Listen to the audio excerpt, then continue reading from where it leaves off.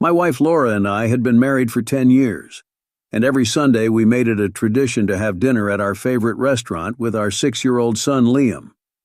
We met in college, drawn together by our shared love of literature.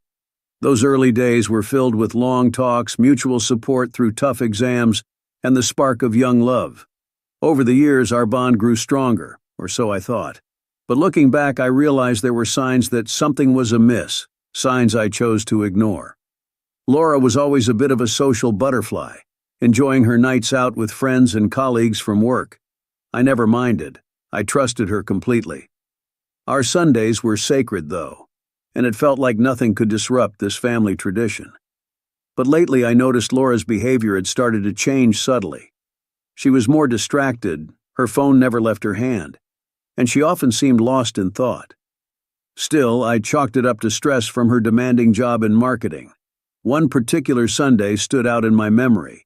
We were at the restaurant and Laura seemed unusually tense. She kept glancing at her phone and excused herself to the restroom more often than usual.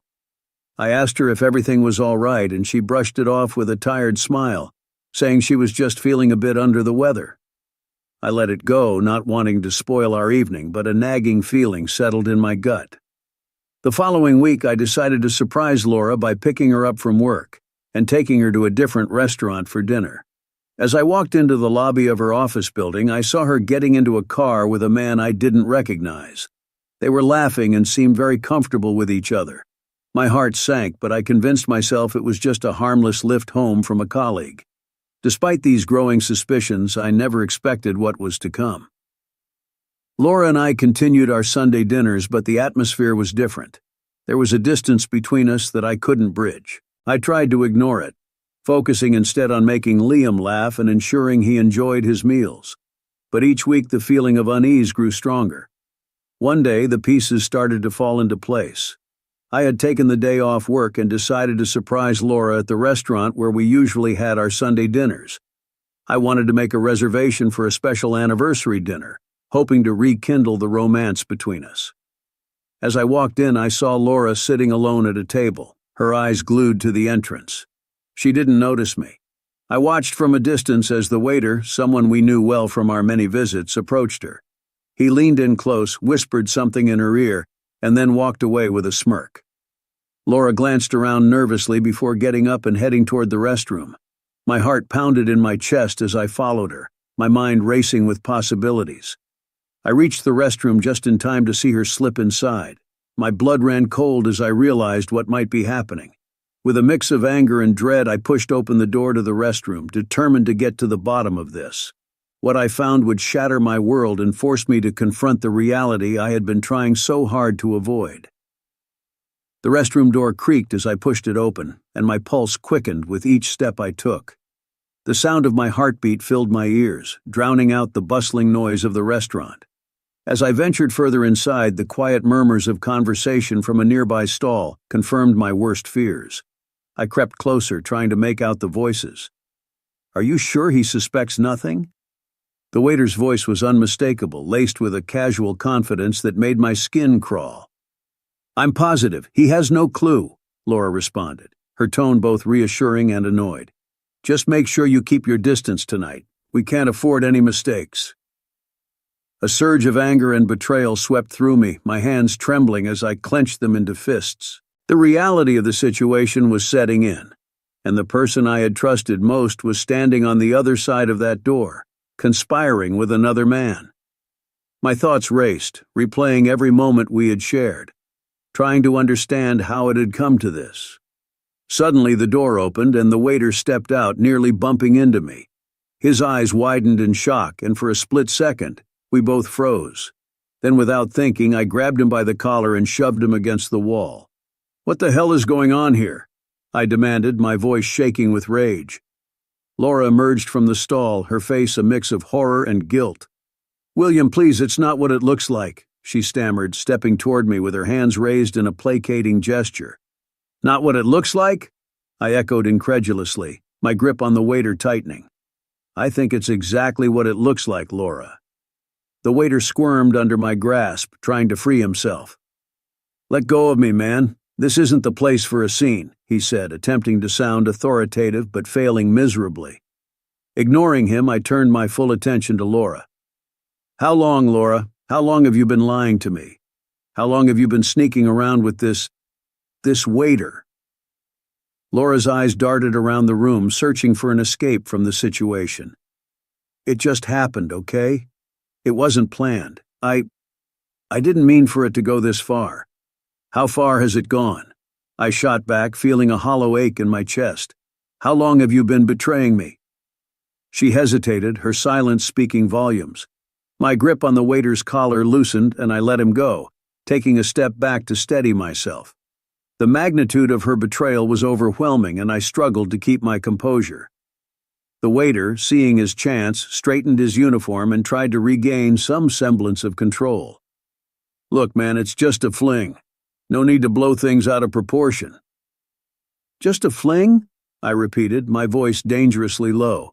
You've been messing with my family, with my marriage, and you think it's just a fling? Laura's eyes filled with tears, but I couldn't find it in myself to feel any sympathy. William, I'm sorry, she whispered, her voice breaking. I never wanted to hurt you or Liam. It just happened and I couldn't stop it. The urge to lash out, to scream and break something was almost overpowering, but the thought of Liam waiting for us at home, unaware of the storm brewing, held me back. I couldn't afford to lose control, not now. Get out, I said to the waiter, my voice cold and steady. Leave this restaurant and don't ever come near my wife again. He glanced at Laura, who nodded in resignation. Without another word, he hurried out, leaving Laura and me alone in the restroom. The silence that followed was heavy with unspoken words and shattered trust. We need to talk, I said finally, my voice barely above a whisper. But not here. Let's go home. Laura nodded, wiping her tears with the back of her hand. As we walked out of the restroom, the familiar warmth of the restaurant felt foreign and distant. Our once beloved haven had become the backdrop for a betrayal that would forever change our lives. We drove home in silence, the tension between us palpable. My mind was a whirlwind of thoughts, each one more painful than the last. I knew that whatever conversation awaited us at home, it would not be easy. But I needed answers, and I needed to decide what the future held for us. The next day was Thanksgiving, and both our families were scheduled to gather at our house. The timing couldn't have been worse. Laura and I barely spoke that night, the air thick with unspoken words and tension. As dawn broke, I lay in bed, staring at the ceiling, trying to wrap my head around the events of the previous day. Part of me wanted to call everyone and cancel, but I knew that would raise too many questions. I had to pretend, to put on a facade for Liam's sake if nothing else. Laura was already up when I came downstairs, bustling around the kitchen as if everything were normal. She had set the table with our best china and was busy preparing the turkey. The smell of roasted vegetables and fresh bread filled the air, but it did little to lift my spirits. Good morning, she said quietly, not meeting my eyes. Morning, I replied, my voice strained. Need any help? She shook her head. No, I've got it under control. Thanks. I forced a smile and went to check on Liam, who was still asleep. Watching him lie there so peaceful and unaware brought a lump to my throat. I wished I could shield him from the storm that was brewing in our lives. As the morning wore on, I threw myself into the preparations, anything to keep my mind occupied. I set up extra chairs, made sure we had enough silverware, and even started decorating the living room with festive touches. All the while, the events of the previous day played on a loop in my mind, gnawing at my sanity. Around noon, the doorbell rang, signaling the arrival of the first guests. My parents were early as usual. I plastered on a smile and opened the door, greeting them with hugs and pleasantries.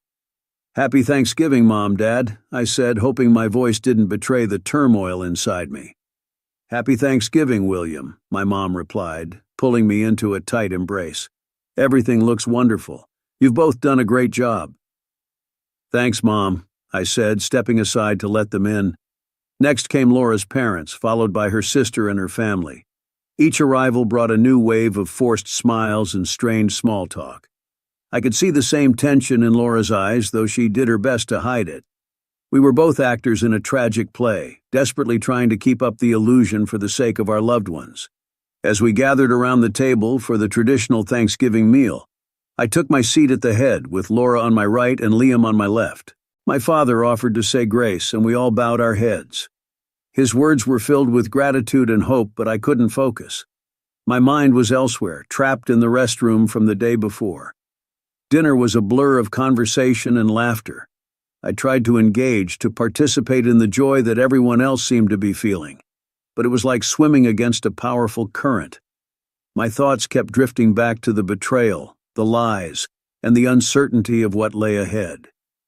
"William, could you pass the gravy?" my father asked, snapping me back to the present. "Of course," I said, handing it over and forcing another smile. "Sorry, I was just lost in thought." Throughout the meal, I kept stealing glances at Laura. She was doing a remarkable job of keeping up appearances, laughing at jokes and making small talk as if nothing had happened. But every now and then, our eyes would meet, and the facade would crack for just a moment, revealing the pain and guilt lurking beneath. After dinner, we moved to the living room for dessert and coffee. Liam was showing his grandparents the drawings he'd made at school, and I watched with a mix of pride and sadness. This was supposed to be a time of joy and togetherness, but all I felt was a gnawing emptiness. As the evening wore on and the guests started to leave, my mother pulled me aside. "William, are you all right? You seem a bit off today." I forced a reassuring smile. "I'm fine, Mom. Just a lot on my mind with work and everything. Nothing to worry about." She studied me for a moment, then nodded. "If you say so, just know that we're here for you, no matter what." "Thanks, Mom," I said, giving her a hug. "I appreciate it." After the last guest had left and the house was quiet again, Laura and I faced each other in the kitchen. The silence between us was deafening. "Thank you for today," she said softly. "I know it wasn't easy." I nodded, too exhausted to say much. "We need to talk, Laura, but not tonight. I can't do it right now." She nodded, tears welling up in her eyes. "I understand." I turned and headed upstairs, each step feeling heavier than the last. As I reached our bedroom, I knew that the hardest conversations were still ahead. But for tonight, all I wanted was to escape into sleep, to find some temporary refuge from the storm. The morning after Thanksgiving, the house felt eerily quiet. The festive decorations and leftover food seemed like remnants of a different life, a happier one that now felt out of reach. Laura and I had avoided the inevitable confrontation for too long. I knew it was time to face the music and make some decisions. I found Laura sitting at the kitchen table, nursing a cup of coffee. She looked up as I entered, her eyes red and puffy from crying. We stared at each other for a moment, the weight of everything unsaid hanging between us. "William, we need to talk," she said finally, her voice trembling. "Yes, we do," I replied, taking a seat across from her. "But first, I need to know the truth. How long has this been going on?" Laura took a deep breath, her hands shaking slightly. "It started a few months ago. I never meant for it to happen, but it did." I felt a surge of anger, but forced myself to stay calm. "Why, Laura? Why did you do this to us?" She looked down, unable to meet my gaze. "I don't know, it just happened. We started talking and one thing led to another. But it was a mistake, William. I realize that now. I love you and I want to make this work. Please, let's try to fix this." I shook my head, feeling the sting of betrayal all over again. "I don't know if I can do that, Laura. You've broken my trust in a way that's hard to repair." Tears streamed down her face as she reached out to grab my hand. "William, please, I'll do anything. Therapy, counseling, whatever it takes. I can't lose you and Liam. We can get through this." I pulled my hand away, standing up and pacing the room. "Laura, you made a choice. You chose to betray me, to betray our family. I can't just sweep that under the rug. I need time to think, to figure out what I want." She stood up too, desperation in her eyes. "Don't you see? We have a life together, a family. Please don't throw it all away." I sighed, feeling the weight of the decision pressing down on me. "I'm not the one who threw it away, Laura. You did that the moment you decided to cheat." The days that followed were filled with tension and silence. Laura continued to beg for another chance, but my heart was hardened by the betrayal. I needed space to think, to process everything. One evening, after putting Liam to bed, I told Laura that I had decided to file for divorce. "William, no," she pleaded, her voice breaking. "We can work through this. Don't do this to us," to Liam.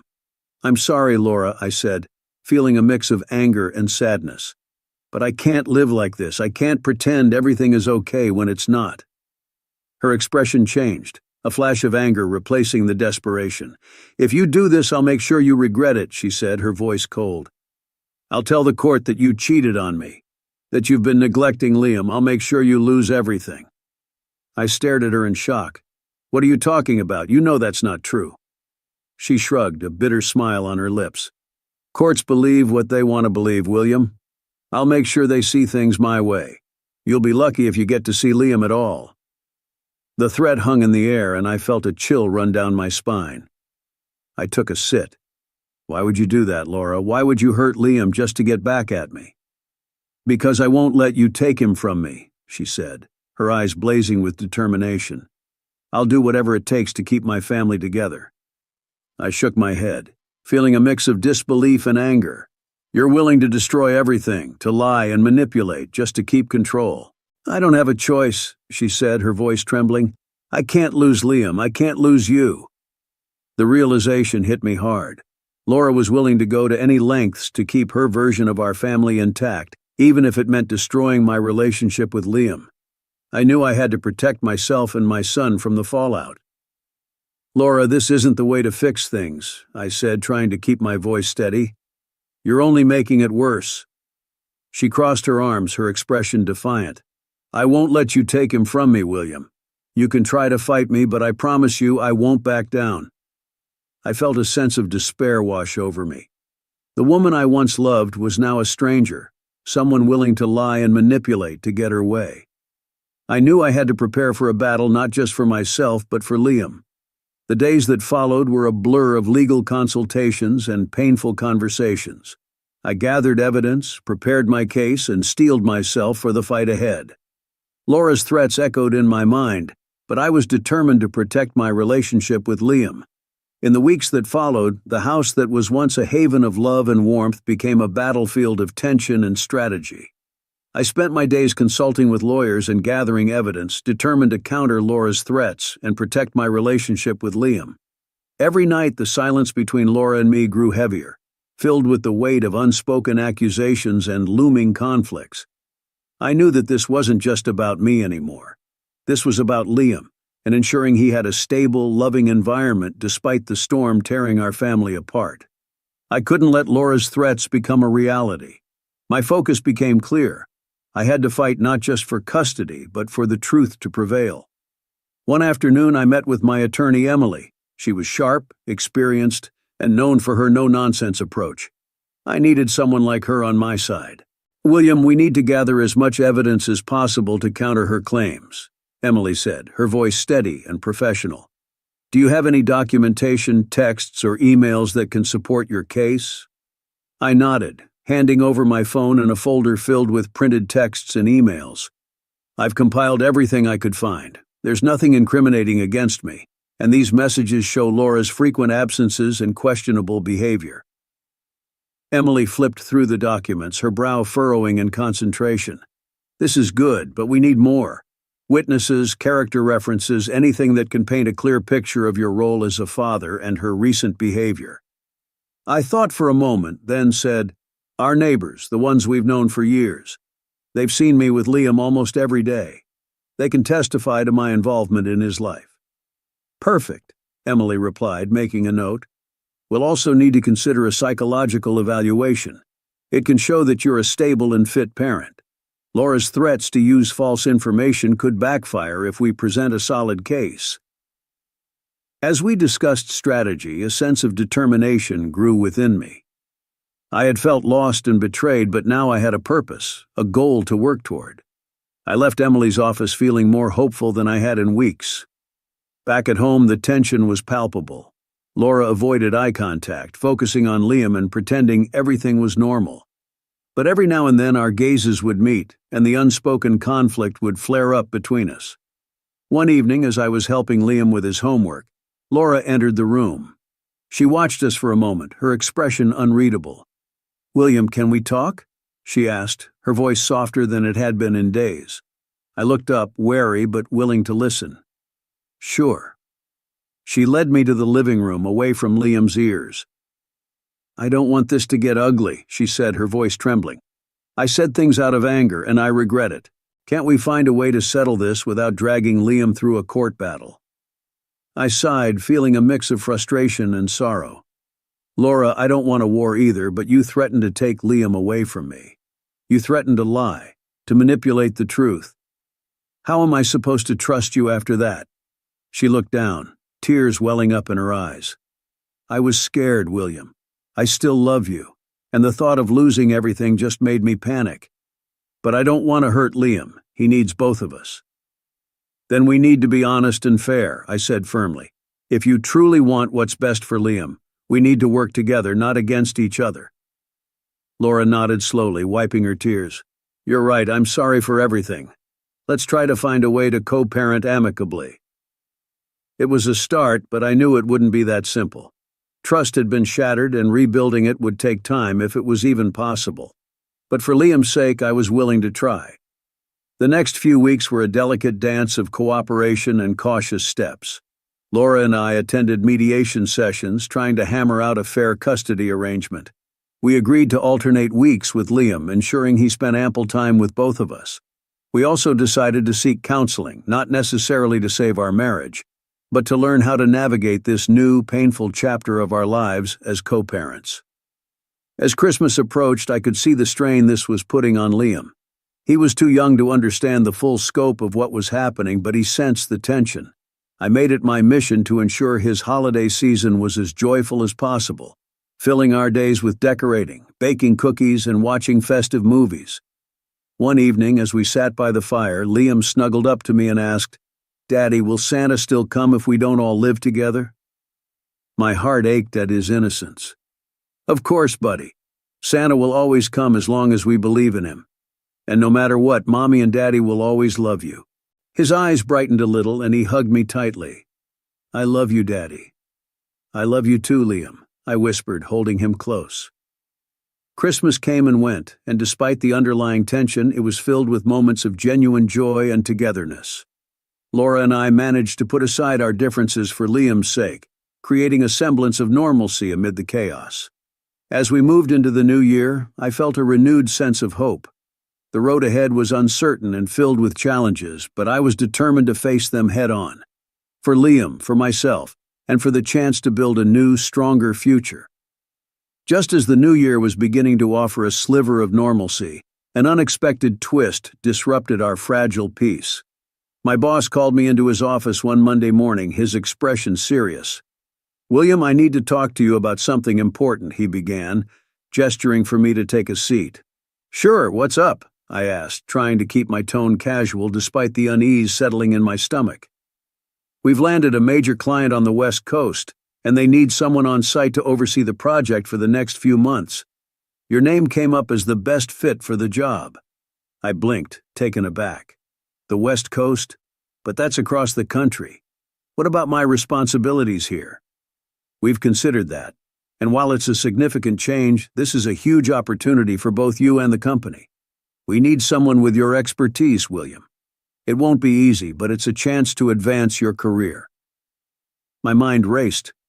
This was the worst possible timing given everything that was happening at home. I appreciate the opportunity, but I have a lot going on personally right now. I don't know if I can just up and leave. My boss leaned forward, his expression sympathetic. I understand, William, but this is a critical project, and we need our best people on it. Think it over. But please know that we really need you for this. I left his office with my mind in turmoil. The idea of leaving my son, especially during such a turbulent time, was almost unbearable. But the pressure from work and the potential career growth made it hard to refuse outright.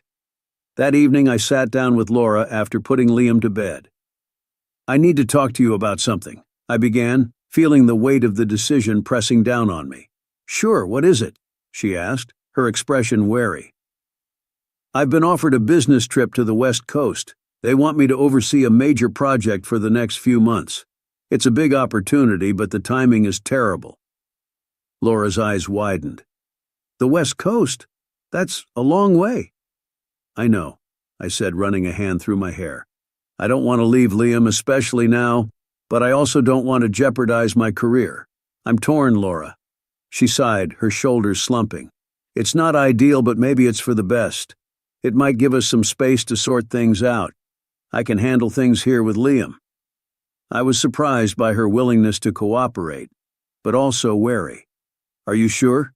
This means you'll have to manage everything here, including Liam's routine. She nodded, a hint of determination in her eyes. I can do it, William. You focus on your work. We'll be okay. The following days were a whirlwind of preparations. I arranged for temporary leave from our custody agreement, ensuring everything was legally documented to avoid any misunderstandings. I spent as much time as possible with Liam, explaining that Daddy had to go away for work but would be back soon. Daddy, will you miss me? Liam asked one night as I tucked him into bed. More than anything, buddy, I replied, hugging him tightly. But I'll call you every day and we can video chat. It'll be like I'm not even gone. Promise? He asked, his big eyes filled with worry. I promise, I said, feeling my heart break a little. The day of my departure arrived too soon. Laura and Liam drove me to the airport, and the goodbyes were harder than I anticipated. As I hugged Liam one last time, I whispered, "Be good for Mommy, okay? I'll be back before you know it." "Okay, Daddy," he said, tears glistening in his eyes. "I love you." "I love you too, Liam," I said, fighting back my own tears. The flight across the country felt surreal. My mind was a whirl of thoughts and emotions, trying to balance the excitement of the new opportunity with the dread of being away from my son and the ongoing turmoil at home. I knew this trip could be a turning point for my career, but I couldn't shake the feeling that it might also be a turning point for my family, for better or worse. Arriving on the West Coast, I was thrust into a whirlwind of meetings, planning sessions, and site visits. The project was demanding, leaving me little time to dwell on my personal troubles. But every night after the long days, I made sure to call Liam. Hearing his voice, even through a phone line, was a balm for my weary soul. "Hi, Daddy." Liam's voice was always bright and cheerful, filling me with a sense of warmth and connection. "Hey, buddy, how was your day?" I asked, eager to hear every detail. "It was good. Mommy and I went to the park and I played on the swings. I miss you, Daddy." "I miss you too, Liam. But remember, I'll be back soon. We can do all those fun things together again." The calls with Laura were brief and businesslike, discussing logistics and updates about Liam. She seemed to be handling things well, but there was always an underlying tension, a reminder of the fragile peace we were maintaining. One evening, as I was wrapping up a particularly exhausting day, I received a text from Laura. "We need to talk. Call me when you can." My heart sank. I dialed her number immediately, anxiety gnawing at me. "Laura, what's going on?" "William, I've been thinking a lot about everything," she said, her voice shaky. "This distance, it's making me realize how much I want to fix things between us. I know I messed up, but I want to try. For real this time." I was taken aback. "Laura, I don't know if it's that simple. There's a lot of hurt, a lot of broken trust." "I know," she replied, her voice breaking. "But I'm willing to do whatever it takes. Therapy, counseling, anything. I just don't want to lose you." I took a deep breath, feeling the weight of her words. "I need time to think about this, Laura. We both need to make sure this is really what we want, and not just a reaction to the distance." "I understand," she said softly. "Just please, consider it. For us, for Liam." As I hung up, I felt more conflicted than ever. The trip had provided a temporary escape, but the reality of our situation was still waiting for me back home. I knew that the decisions we made in the coming weeks would shape the future of our family, and I wasn't sure if we could ever truly mend what had been broken. One afternoon, after a particularly grueling series of meetings, I decided to take a break and clear my mind. I found a small, cozy cafe along the coast, with large windows that offered a breathtaking view of the ocean. Sitting alone, I sipped my coffee and stared out at the waves, lost in thought about the mess my life had become. The door jingled as it opened, and I glanced up to see Sarah, one of my colleagues who had come on the business trip with our team. She spotted me and smiled, making her way over to my table. "Hey, William," she said cheerfully, taking the seat across from me. "Mind if I join you?" "Not at all," I replied, managing a small smile. "How's it going?" "Busy as always," she said with a sigh. "But I couldn't resist taking a break. This place is a great find." We chatted about work for a few minutes, the easy conversation a welcome distraction. But Sarah soon picked up on my distracted demeanor. "Is everything okay, William?" she asked gently. "You seem off, like something's bothering you." I hesitated, unsure if I should share my personal troubles, but the weight of everything was becoming too much to bear alone. Taking a deep breath, I decided to open up. "It's a long story," I began, my voice tinged with exhaustion. "Laura and things have been really rough lately. I found out she's been cheating on me." Sarah's eyes widened with surprise and sympathy. "Oh, William, I'm so sorry, that's awful." "Yeah, it's been a nightmare," I admitted. "And now she's saying she wants to fix things, but I don't know if I can trust her again. It's all so confusing."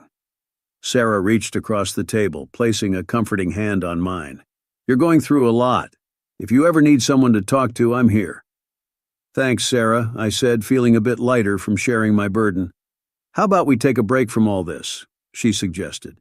"Let's go for a walk along the coast, clear our heads a bit." I nodded, grateful for the distraction. We left the cafe and strolled along the shoreline, the sound of the waves and the salty breeze providing a soothing backdrop. We talked about everything and nothing, and for a while I felt a semblance of normalcy return. As the sun began to set, we headed back to the hotel. The conversation had been refreshing, but there was an underlying tension I couldn't quite place. When we reached the hotel lobby, Sarah turned to me with a hesitant smile. "William, I've been wanting to tell you something," she said softly. "I've admired you for a long time. Seeing you go through this has been hard for me too. I care about you, more than just a colleague." I stared at her, taken aback. "Sarah, I don't know what to say." She took a step closer, her eyes searching mine. "I know this might seem sudden, but I feel like there's something between us. And knowing what Laura did, it makes me want to be there for you even more." My mind was a whirl of conflicting emotions. On one hand, there was Laura, who was begging for another chance, and on the other, the betrayal that had shattered my trust. Sarah's offer was tempting, a chance to feel desired and appreciated again. But deep down, I knew I couldn't make a decision like this out of anger or loneliness.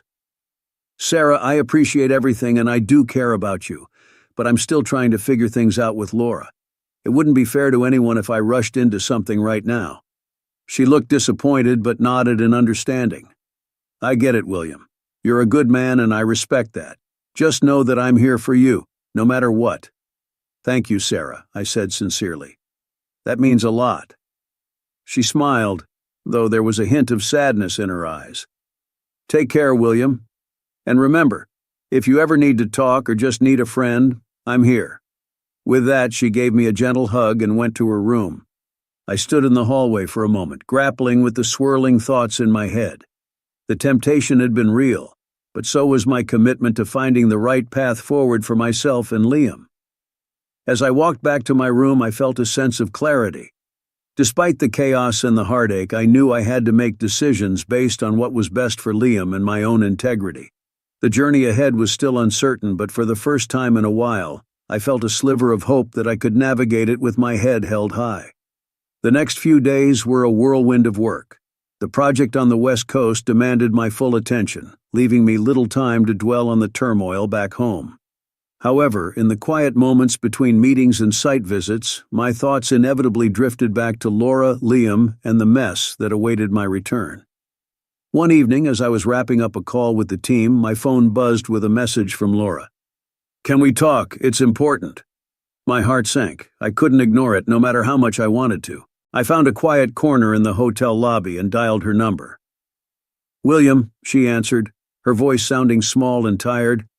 "Thank you for calling. I've been thinking a lot about everything and I need to know where we stand."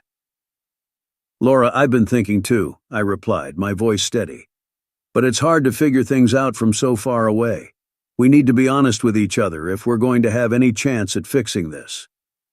"I know," she said, a note of desperation in her voice. "I've been seeing a therapist trying to understand why I did what I did. I know I hurt you and I hate myself for it. But I still love you, William. I want our family to work."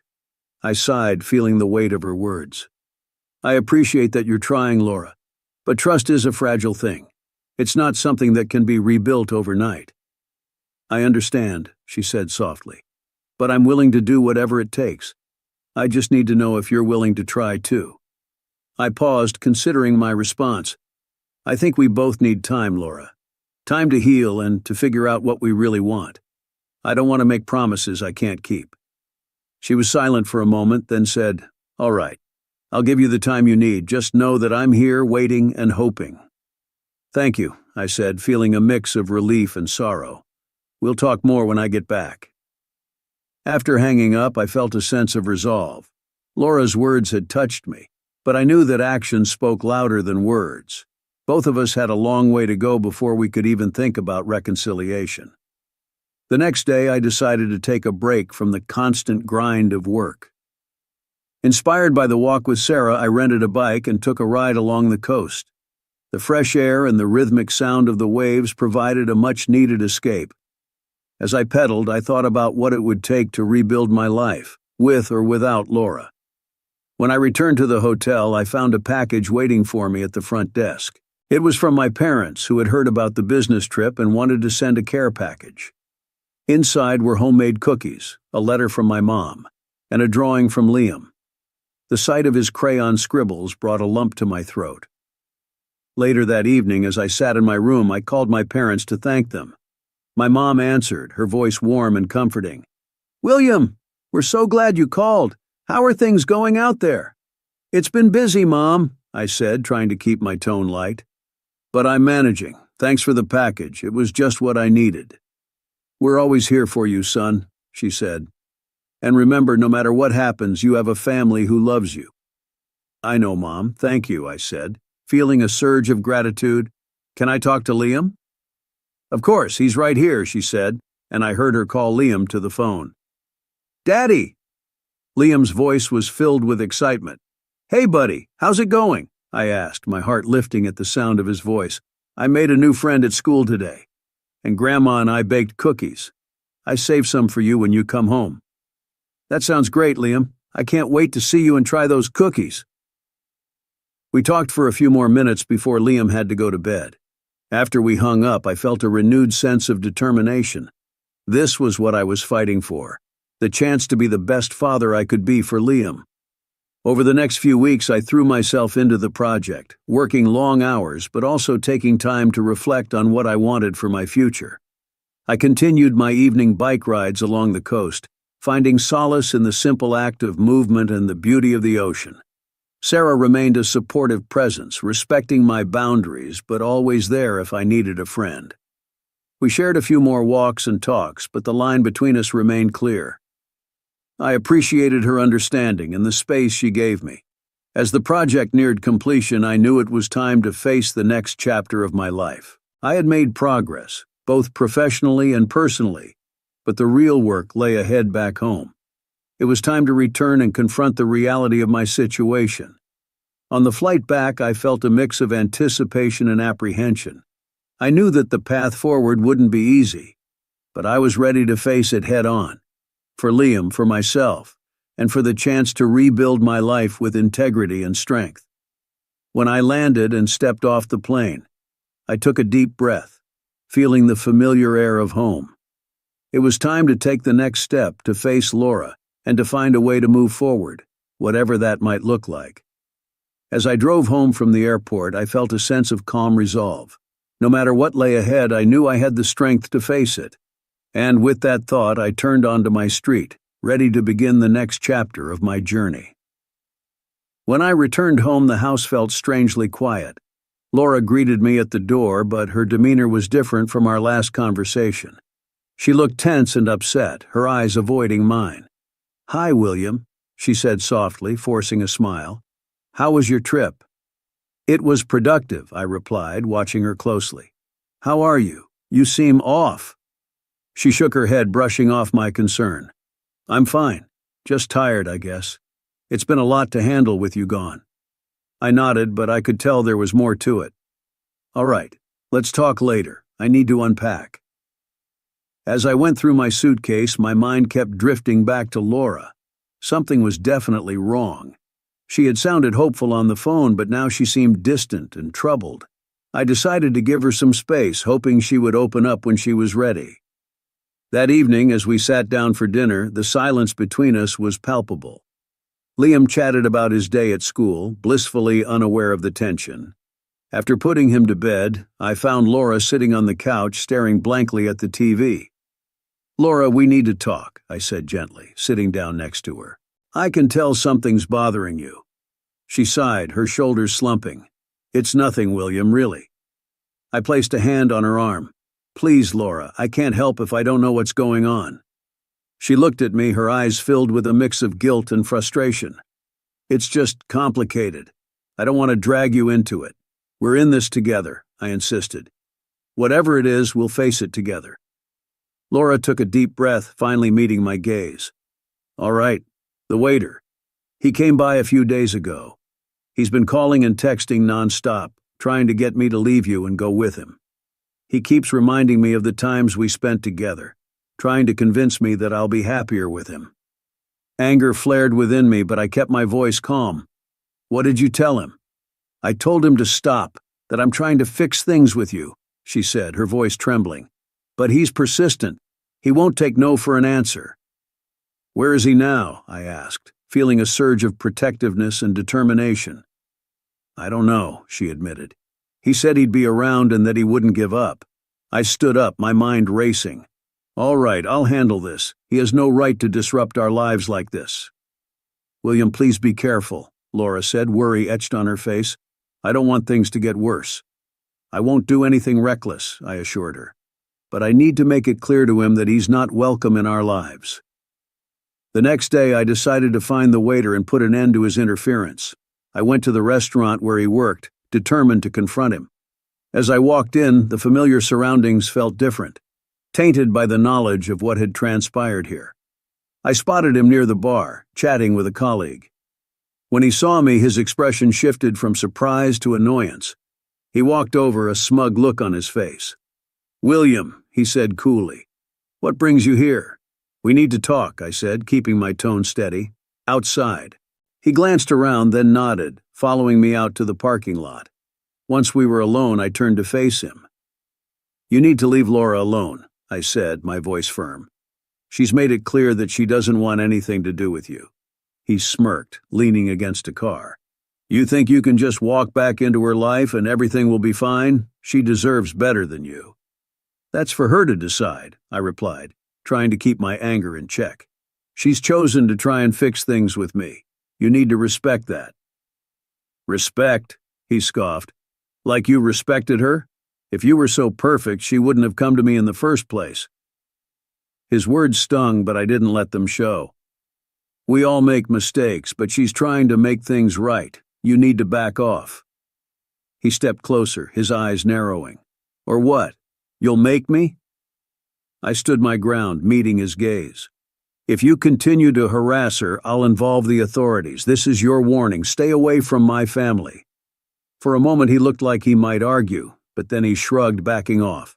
"Fine, but don't think this is over." "It is over," I said firmly. "Stay away from Laura." I walked away, my heart pounding. Confronting him had been necessary, but I knew this wasn't the end. There were still many issues to resolve at home, and this was just one step in the process. When I returned home, Laura was waiting anxiously. "Did you find him?" she asked. "Yes," I said, sitting down beside her. "I told him to stay away. If he tries anything else, we'll take legal action." She sighed, relief and worry mingling in her expression. "Thank you, William. I know this isn't easy." "No, it's not," I agreed. "But we need to focus on us now, on fixing what's broken." Laura nodded, a determined look in her eyes. "I'm ready to do whatever it takes." We still had a long road ahead, filled with challenges and uncertainties. But for the first time in a while, I felt a sense of hope. We were facing our problems head-on together. And maybe, just maybe, we could find a way to rebuild the trust and love that had been lost. In the days that followed, the tension between Laura and me began to ease, albeit slowly. The confrontation with the waiter had been a necessary step, but it was just the beginning of our journey toward healing. We knew that to rebuild our relationship, we had to address the deeper issues that had led us to this point. Laura and I agreed to start couples counseling, hoping that a professional could help us navigate the rocky terrain of our marriage. Our first session was nerve-wracking. Sitting in the therapist's office with its soothing pastel walls and comfortable furniture, we both felt exposed and vulnerable.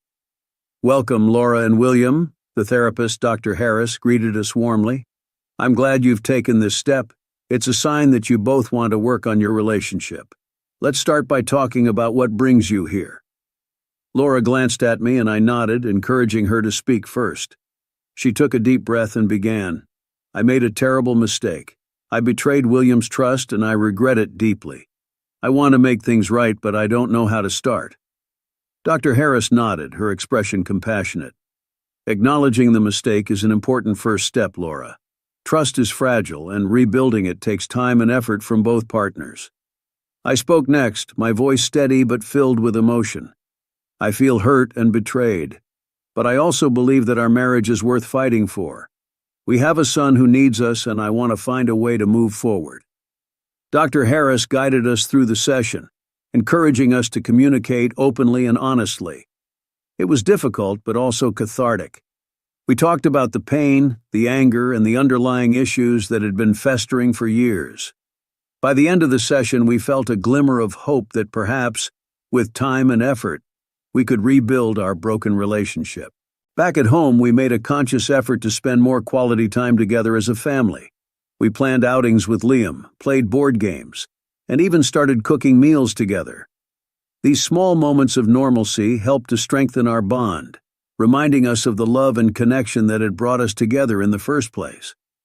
One evening, after putting Liam to bed, Laura and I sat on the porch watching the sunset. The sky was painted with hues of orange and pink, and the air was warm and still. "Do you think we can really make this work?" Laura asked softly, her eyes searching mine for reassurance. "I think we can," I replied, taking her hand in mine. "It's going to take time and a lot of hard work, but I believe in us. We have to keep communicating and being honest with each other." Laura nodded, squeezing my hand. "I'm willing to do whatever it takes, William. I don't want to lose what we have." As the weeks turned into months, we continued our counseling sessions and worked on rebuilding our trust. There were setbacks and difficult conversations, but we faced them together, determined to make our marriage stronger than before. One weekend, we decided to take a short trip to the mountains, just the three of us. It was a chance to escape the daily grind and reconnect as a family. We rented a cozy cabin and spent our days hiking, fishing, and enjoying the tranquility of nature. On the second day of our trip, we found a secluded spot by a crystal-clear lake. Liam was excited to try fishing, and Laura and I set up a picnic nearby. As we watched Liam cast his line into the water, Laura turned to me with a thoughtful expression. "Do you remember the first time we went camping together?" she asked, a hint of a smile playing on her lips. "Of course," I said, chuckling. "You insisted on bringing a hairdryer even though there was no electricity." She laughed, the sound bringing back fond memories. I was so naive. But that trip was magical. We spent hours talking by the campfire, dreaming about our future. "I remember," I said, feeling a pang of nostalgia. "Those were simpler times." Laura's smile faded slightly. "I want to get back to that, William, to us. I know we can't erase the past, but we can build a better future." "I want that too," I said, squeezing her hand. "And we're taking the right steps. It won't be easy, but we're doing it together." As the sun set behind the mountains, casting a golden glow over the lake, I felt a renewed sense of hope. We were far from perfect, but we were trying. And sometimes that's all that mattered. Returning from the trip, we continued to make progress. Laura found a new job, distancing herself from the environment where the affair had begun. I focused on my work but made sure to prioritize my family. We found a balance that allowed us to grow individually and as a couple. One evening, after another counseling session, Laura and I sat down to review our progress. Dr. Harris had given us exercises to improve our communication and trust, and we were seeing the benefits. "William," Laura said, her voice filled with emotion, "I know I've hurt you deeply, but I want you to know how much I appreciate your willingness to give us another chance. You've shown incredible strength and grace." I smiled, feeling a sense of peace. "Thank you, Laura, and I appreciate the effort you're putting in to make things right. We still have a long way to go, but I believe we can get there." As we embraced, I realized that the journey we were on was not just about healing from the past, but about building a future that was stronger and more resilient. Our love had been tested, but it had also been renewed.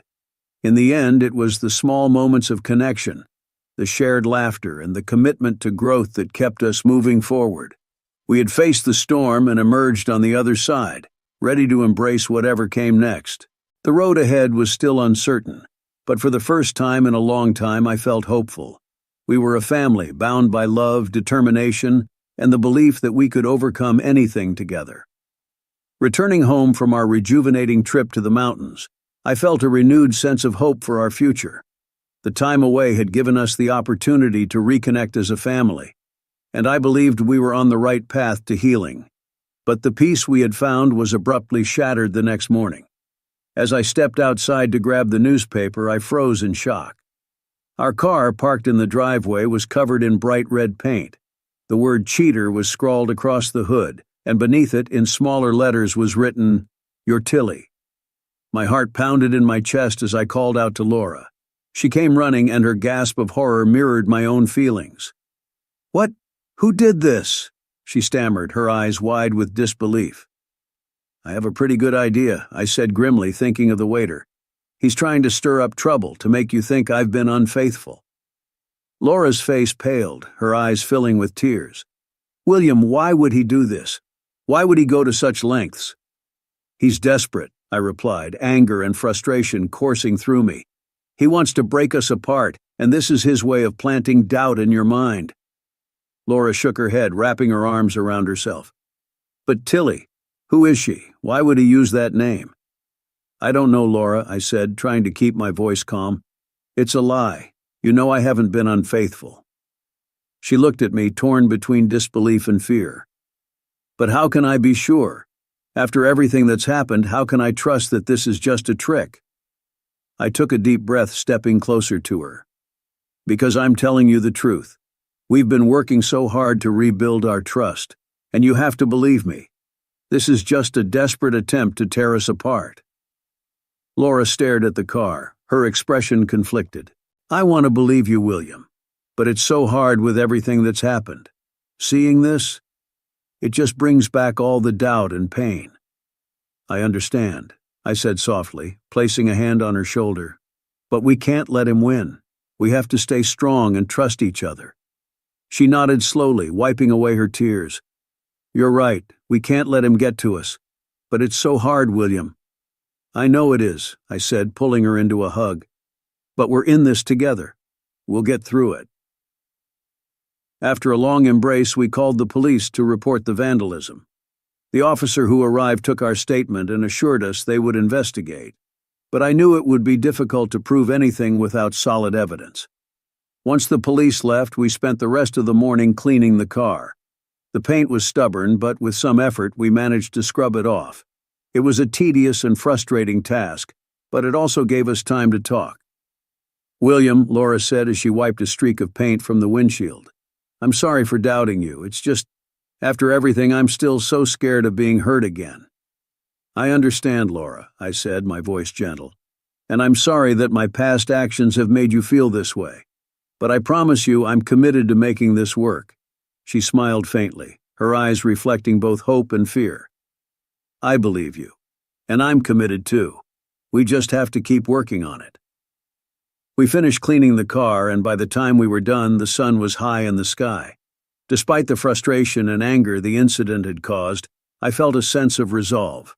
We had faced another challenge and come out stronger, refusing to let the waiter's attempts to sabotage us succeed. The following days were tense, but Laura and I made a conscious effort to communicate more openly. We attended our counseling sessions and worked on rebuilding our trust. However, the memory of the vandalism lingered. a constant reminder of the fragility of our progress. One evening, as we sat on the porch after dinner, Laura turned to me with a serious expression. "William, I've been thinking, maybe we should move. Start fresh somewhere new, away from all the reminders of what happened." I considered her suggestion. That might be a good idea. A new environment could help us focus on rebuilding without the constant reminders of the past. Laura nodded, her eyes filled with determination. "Let's look into it. I want us to have the best chance possible to make this work." As we began exploring the possibility of moving, I felt a renewed sense of hope. It wouldn't be easy, but a fresh start could be exactly what we needed to leave the past behind and build a stronger future. We kept a close eye on our surroundings, and I took precautions to ensure our safety. I installed security cameras around the house and made sure we were vigilant about who we interacted with. The waiter's attempt to drive a wedge between us had failed, but I wasn't taking any chances. Weeks turned into months, and slowly the fear and tension began to fade. Laura and I found a new home in a quiet neighborhood, far from the painful memories of the past. The move was a fresh start, a chance to rebuild our lives and our trust in each other. As we settled into our new home, we continued our counseling sessions and worked on strengthening our relationship. It wasn't always easy, but we were committed to making it work. Liam adjusted well to the new environment, and seeing his happiness reinforced our decision to move. One evening, as we sat on the porch of our new home, watching Liam play in the yard, Laura turned to me with a smile. "William, I think we're going to be okay. We've come so far, and I believe we can keep moving forward." I smiled back, feeling a sense of peace. "I believe that too, Laura. We faced so many challenges, but we've come out stronger, and will continue to do so. Our journey was far from over, but we had taken significant steps toward healing and rebuilding. We had faced betrayal, doubt, and sabotage, but our commitment to each other and our family had carried us through. As the sun set over our new home, I felt a sense of gratitude for the second chance we had been given. Our love had been tested, but it had also been strengthened. Together, we would continue to face whatever challenges came our way, knowing that we had the resilience and determination to overcome them. The road ahead was still uncertain, but for the first time in a long time, I felt confident that we could navigate it together. With love, trust, and a renewed sense of hope, we were ready to embrace whatever the future held. After months of hard work, counseling, and a fresh start in a new home, things seemed to be finally falling into place for Laura and me. Our new neighborhood was peaceful, and we were settling into a routine that felt stable and hopeful. Even the waiter had decided that his freedom was worth more than pursuing Laura, and he had finally left us alone. Life was beginning to feel normal again. One evening, Laura and her friends decided to celebrate our new beginning with a night out at a local bar. I encouraged her to go, thinking it would be good for her to unwind and enjoy some time with her friends. Little did I know that this night out would set off a chain of events that would shatter our progress once again. The bar they chose was lively and popular, known for its vibrant atmosphere and friendly staff. Laura and her friends were in high spirits, toasting to new beginnings and brighter futures. As the night wore on and the drinks flowed, the mood grew more relaxed and carefree. It was then that the owner of the bar, a charming man named Jack, and his son Matt, a tall and attractive basketball player, joined their table. Jack and Matt were well known in the community, their easygoing nature and good looks making them popular with the patrons. Laura, already tipsy, found herself drawn to Matt's magnetic presence. Matt seemed to take a particular interest in Laura, and as the night progressed, they spent more and more time talking and laughing together. Her friends, caught up in their own fun, didn't notice the growing connection between the two. It was as if Matt had bewitched her, and Laura, vulnerable and longing for excitement, couldn't resist. They exchanged numbers at the end of the night, and over the next few weeks, they began meeting in secret. Laura was careful to keep this new affair hidden, knowing that another betrayal would destroy the fragile trust we had rebuilt. But no matter how careful she was, secrets have a way of coming to light. 2 months later, I found out by sheer chance. I was at the grocery store when I ran into one of Laura's friends, Sarah. We chatted briefly, and she mentioned how much fun they had had at the bar that night. "You should have seen Laura," she said with a laugh. She and Matt were practically inseparable. It was like they were made for each other. My heart sank. Matt? Who's Matt? Sarah looked surprised. You know, the bar owner's son. Tall, dark hair, basketball player. He and Laura hit it off that night. I felt a cold wave of realization wash over me. Trying to keep my voice steady, I asked, "Do you know if they've been seeing each other since then?" Sarah's expression shifted to one of concern. "I'm not sure, William. I assumed you knew. Maybe it's just friendly." I forced a smile. "Thanks, Sarah. I appreciate it." As soon as I got home, I confronted Laura. She tried to deny it at first, but the guilt was written all over her face. Eventually, she broke down and confessed everything. "I'm so sorry, William," she sobbed. "I didn't mean for it to happen. It was just, he was there and I felt drawn to him. I couldn't help myself." I stood there numb, the familiar sting of betrayal coursing through me. "Laura, after everything we've been through, how could you do this again?" "I don't know," she cried. "I'm so sorry. I've been trying so hard, but I felt so lost. Please believe me, I didn't want to hurt you." I took a deep breath, trying to gather my thoughts. "We've been working so hard to rebuild our trust, to move forward, and you threw it all away for a fling?" "It wasn't just a fling," she whispered. "I don't know what it was, but it wasn't just that." The weight of her words hung in the air, and I realized that no matter what she said, the damage was done. This time it felt different. The first betrayal had been a painful wake-up call, but this one felt like the final blow.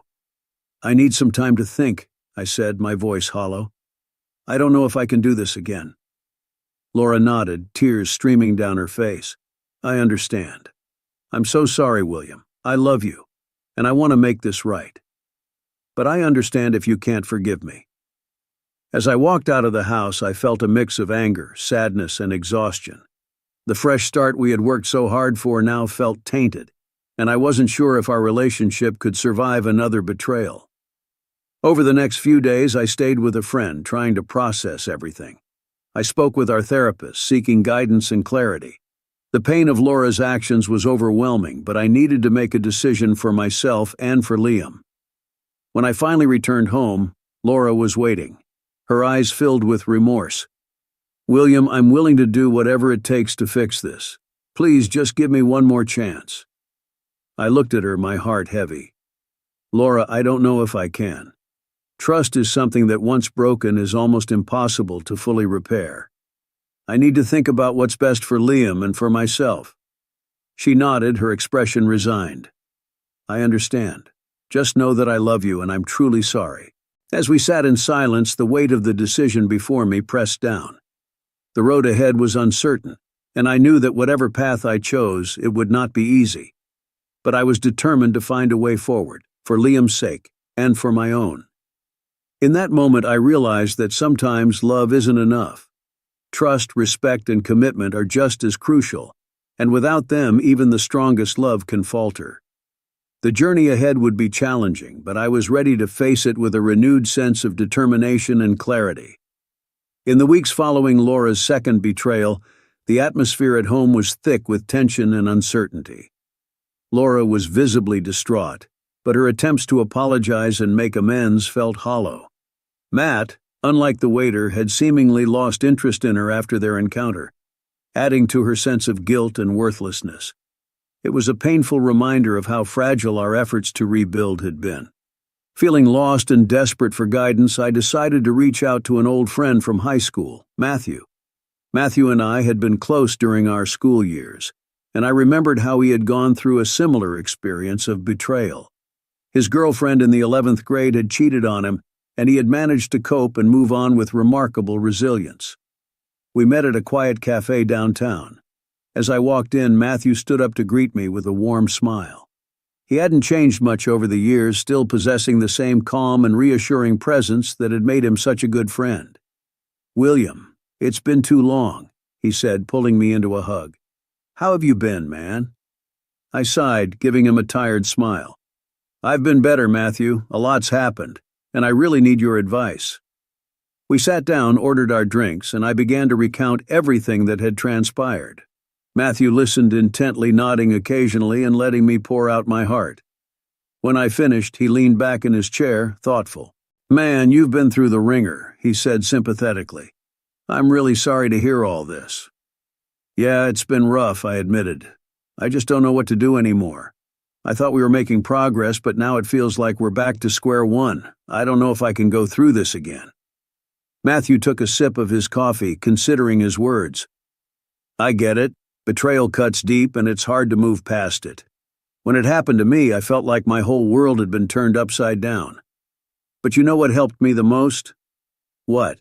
I asked, eager for any insight he could offer. "Focusing on myself," he said simply. "I realized that I needed to heal and find my own strength before I could even think about rebuilding trust with someone else. I took time to pursue my interests, connect with supportive friends and family, and really reflect on what I wanted in a relationship." I nodded, absorbing his advice. "That makes sense, but it's hard when you're married and there's a child involved. I want to do what's best for Liam." "Of course," Matthew agreed. "Liam's well-being is the most important thing. But remember, a happy and healthy parent is crucial for a happy and healthy child. If you're constantly in a state of turmoil, it's going to affect him too. Sometimes taking a step back and focusing on your own healing can create a better environment for both of you." "How did you deal with the anger and resentment?" I asked, feeling the weight of those emotions still bearing down on me. "It took time," Matthew admitted. "I allowed myself to feel those emotions without letting them consume me. Therapy helped a lot, giving me a safe space to process everything. And eventually, I reached a point where I could forgive, not just her, but myself too. I realized that holding on to that anger was only hurting me." I sat in silence for a moment, considering his words. Forgiveness. That's a tough one. "It is," Matthew agreed, "but it's also liberating. It doesn't mean you have to forget or excuse what happened. It just means you're choosing to let go of the burden of anger and pain. You're freeing yourself to move forward." I sighed, feeling a glimmer of hope amidst the despair. "I think you're right. I've been so focused on fixing things with Laura that I haven't taken the time to heal myself." "Exactly," Matthew said, smiling encouragingly. "You have to take care of yourself first, William. Whether or not you and Laura stay together, you need to be whole and strong for Liam and for yourself." As we continued talking, I felt a sense of clarity begin to form. Matthew's advice was simple yet profound. Focus on my own healing, allow myself to feel and process my emotions, and prioritize my well-being and that of my son. It was a path that seemed daunting, but also necessary. Before we parted ways, Matthew gave me a final piece of advice. "Take it one day at a time, William. There's no rush to figure everything out. Be kind to yourself and trust that you'll find the right path forward." "Thanks, Matthew," I said sincerely. "Your advice means a lot to me. I appreciate you taking the time to talk." "Anytime, man," he replied, giving me a reassuring pat on the back. "You're stronger than you think. Just keep moving forward." As I drove home, I felt a renewed sense of determination. I realized that I needed to take a step back from trying to fix everything with Laura and focus on my own healing. I needed to be strong for Liam and for myself, and only then could I make clear and informed decisions about our future. When I walked through the door, Laura was waiting, her eyes filled with worry and remorse. "How did it go?" she asked hesitantly. "It was good," I replied, feeling a sense of calm. "I talked to Matthew and he gave me some valuable advice. We need to take things one day at a time. Right now, I need to focus on healing myself." Laura nodded, tears welling up in her eyes. "I understand. I want to support you in any way I can." "Thank you," I said, feeling a glimmer of hope. "We'll get through this, Laura, one step at a time." As I looked around our home, I realized that the journey ahead would be challenging, but I was ready to face it with a renewed sense of strength and purpose. For Liam, for myself, and for the possibility of a brighter future. The days passed with a fragile sense of peace, but that tranquility was shattered once again by an unexpected turn of events. Laura began to feel unwell, complaining of persistent discomfort and unusual symptoms.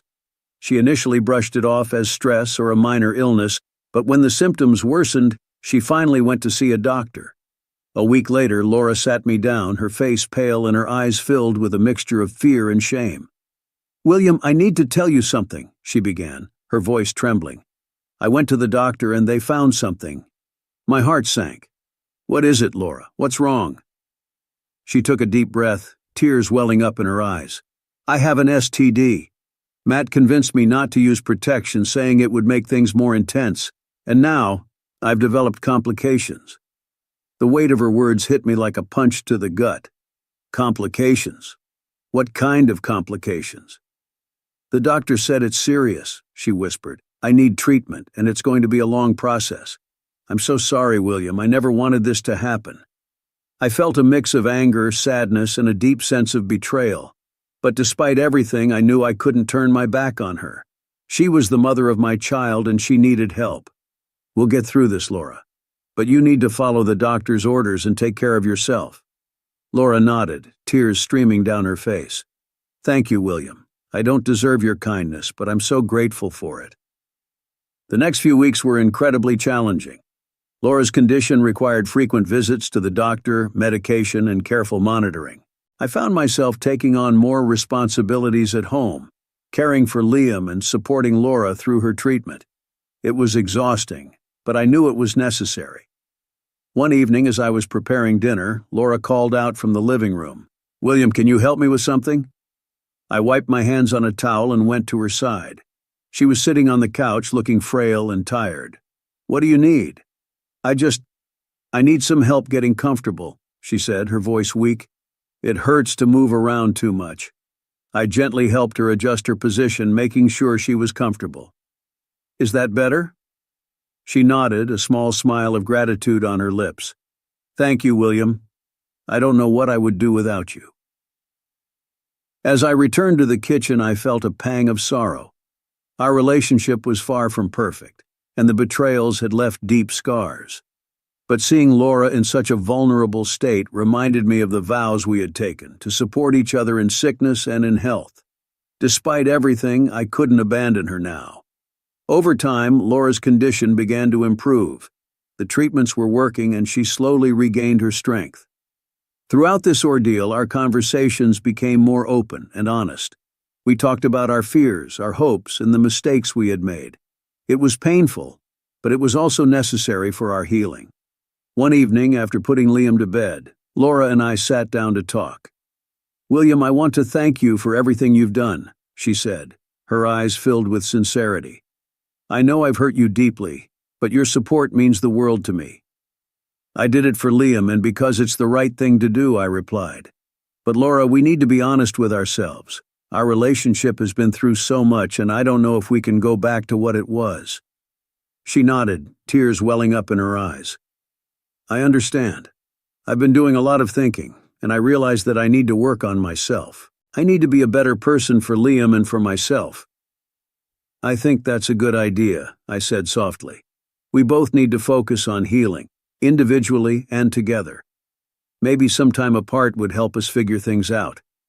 Laura looked down, her shoulders slumping. "I agree. Maybe some space will give us the clarity we need." In the weeks that followed, we began to explore the possibility of living separately for a while. It was a difficult decision, but we both knew it was necessary for our own well-being and for Liam's sake. We found a small apartment nearby where Laura could stay, allowing her to focus on her recovery and personal growth. As we helped Laura move into her new place, there was a sense of bittersweet resolution. It wasn't the ending I had hoped for, but it was a step towards healing and finding a new path forward. "I'll always be here for you, Laura," I said as we finished unpacking the last of her things. "No matter what happens, we'll always be connected through Liam." "Thank you, William," she replied, her voice choked with emotion. "I hope this time apart will help us both find the peace and happiness we deserve." As I drove back to our house, I felt a sense of hope mingled with sadness. The journey ahead would be challenging, but I knew it was the right choice. With time, patience, and self-reflection, I believed that both Laura and I could find the strength to move forward and create a better future for ourselves and for Liam. Life had taken many unexpected turns for my family, and as I sit here reflecting on the journey, I know that many men would condemn me for my decisions. After two betrayals, choosing to stay with Laura and support her through her illness wasn't an easy choice. But it was a choice I made for the sake of our son Liam and the vows I had once taken. Despite the heartache and challenges, I couldn't abandon her in her time of need. Now Laura and I live separately. She resides in a small apartment nearby, focusing on her recovery and personal growth, while I remain in our family home, providing a stable environment for Liam. Our relationship is complicated, but we're committed to co-parenting and supporting each other as best as we can. The road has been difficult, but we've found a fragile peace in our new arrangement. Today, Liam and I are sitting near a tranquil pond fishing. The sun is shining and there's a gentle breeze rustling the leaves. It's a peaceful moment, a respite from the chaos that has enveloped our lives. "Daddy," Liam asks, his voice curious, "why have you and Mommy been living separately for so long?"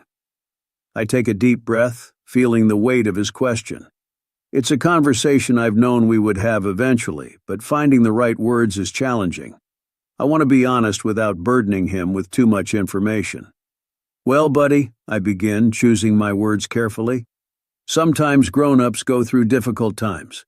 Your mom and I love you very much, and we both want what's best for you. Right now, living separately helps us both work on becoming better people and better parents for you." Liam looks thoughtful, his fishing rod resting on his lap. "But do you still love each other?"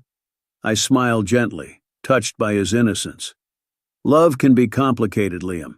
Your mom and I care about each other, and we both care about you more than anything. Sometimes living apart can help us understand things better and figure out what we need to do to be happy." He nods slowly, processing my words. "Will you ever live together again?" "I don't know," I admit, my voice soft. "We're taking things one day at a time. The important thing is that you know we both love you very much, and will always be here for you." Liam seems to accept my answer, turning his attention back to his fishing rod. "Okay, Daddy." As we sit there watching the ripples in the pond and waiting for a fish to bite, I feel a sense of calm. The journey has been long and filled with hardships, but moments like this remind me of what truly matters. My relationship with Liam, our bond, and his happiness are my top priorities.